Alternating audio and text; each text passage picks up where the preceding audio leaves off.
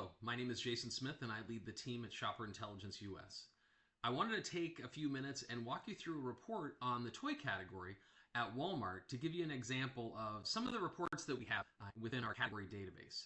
We're able to compare categories and retailers against one another, and this report gives an example of how we would compare toys at Walmart, really not only across the retailer but also against different retailers. So let me show you a few examples of this. But before I do, I wanted to give you a quick outline of how to read some of those reports. And to outline this, just to give you an example, we're highlighting the last year of field work that we've done in the category. So that's the date right down here. But this is a quick reference to sample sizes and how to read the report. But basically, we surveyed 160 toy shoppers within Walmart brick and mortar. Now, this is basically supercenter neighborhood markets, people that are physically, buying the category in the retailer. And overall, we've surveyed almost 19,000 shoppers across all categories within Walmart. So that's our benchmark when we're comparing the category.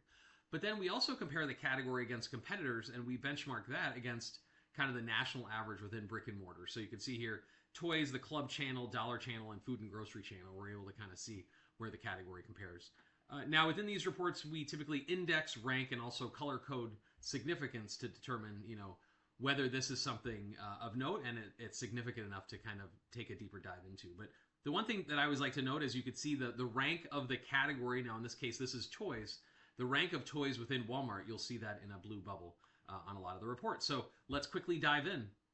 Now, overall, the toy shopper at Walmart, you can see here, this is the toy shopper here. This is the general merchandise category. So we survey other categories and then as well as the all department roll up. You can see here that the toy shopper is it's a significantly larger percentage of shoppers are willing to browse the category. That means take a little bit more time and shop the category versus the store average. You can see only 20% in all of Walmart, where it's 47%. And you can see here, it's the number one category in all of Walmart where people will be willing to take more time and browse the category. And then when we try to dig in and try to understand, well, why is that?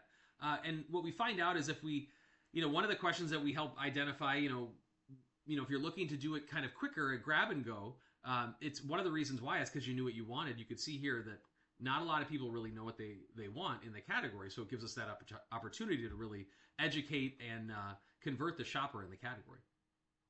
So another report that we ask is once we find out what you bought, what brand, what size, what form, all those kind of things, sometimes flavor, we ask, what would you have done if that particular product was not available? And you can see here in this category, there's a high walk rate. So there's a higher risk that if we don't get assortment right or have out of stocks, the shopper will leave. It's a top 10 category where shoppers will walk away and typically either go to another retailer or delay purchase. Now, we like to strategically understand where categories fit within the overall retailer. And each blue diamond on the screen is actually a category at Walmart brick and mortar.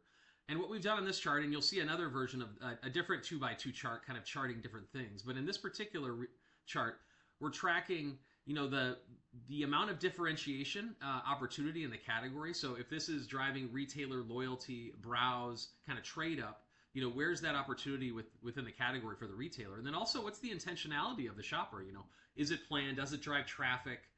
We really want to understand that intentionality. You can see here, toys has a lower intentionality because it falls to the left of center because the intentionality is kind of left to right and has a very high differentiation. It's actually the highest within Walmart. So it lands within our profit generator quadrant, which based on that, we have certain kind of rules that we typically try to employ when a category falls within a certain quadrant. And most of these kind of ring true within toys in terms of trying to lead impulse and invest in displays and assortment. So but another 2x2 that we really like using as well is this is called our Innovation Empathy Report, where we look at the barriers to launching new items within the retailer, as well as the interest of launching new items in terms of the shoppers. And so there's a quick guide after this slide that kind of outlines what are those measures that really highlight the barriers, as well as what kind of give us an idea around interest. But you can see here that the category falls, and each one of these is each diamond, blue diamond, is a category within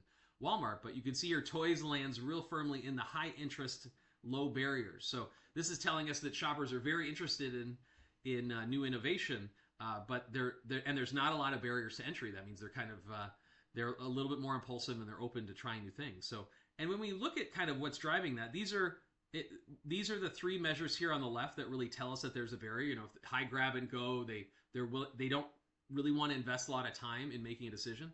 You know, if there's a high planned and they're planning on buying a particular brand, they're not really open to trying new things. They're kind of laser focused. And then percentage of shoppers that are buying as part of a regular purchase. So autopilot, they're not really have their blinders on and aren't really open. Where we know people are open to trying new innovation because we ask a lot of different questions to understand this. But if they put a high in importance on innovation, they're often triggered to buy new and different products in the category. They're very impulsive as well in buying those new products, as well as telling us that they want innovation. So that really, in this category, really over indexes on that interest and under indexes on the barriers.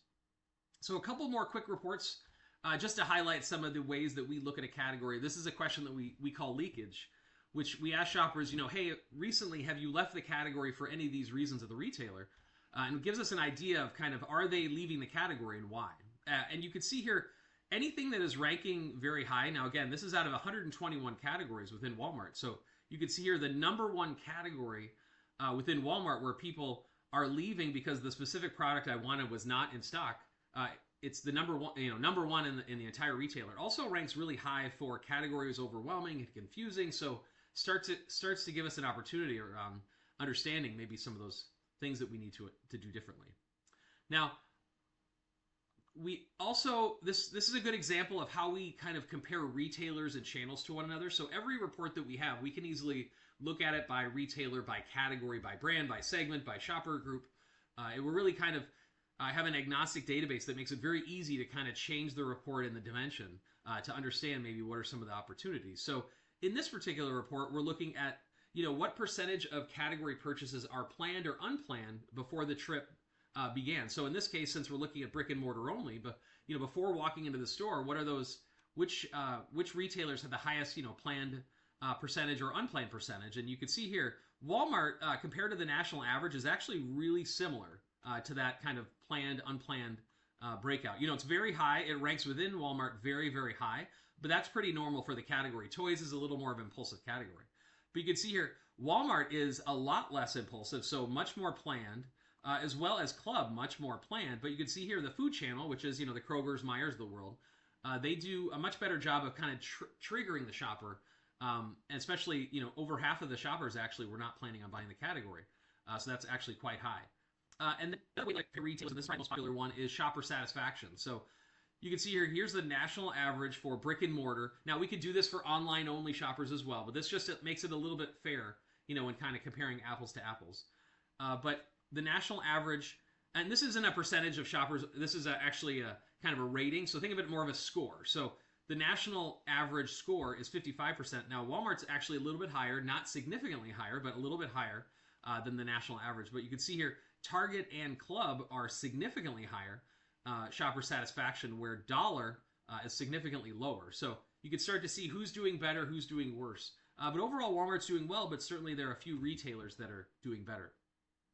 Now, we can drill in one level lower to understand maybe what's driving that. Now, we'd probably need a little bit more time to explain all the different pieces of this, but we have 19 different levers in the category, and those fall into 4 pillars. So price, product, assortment, and execution.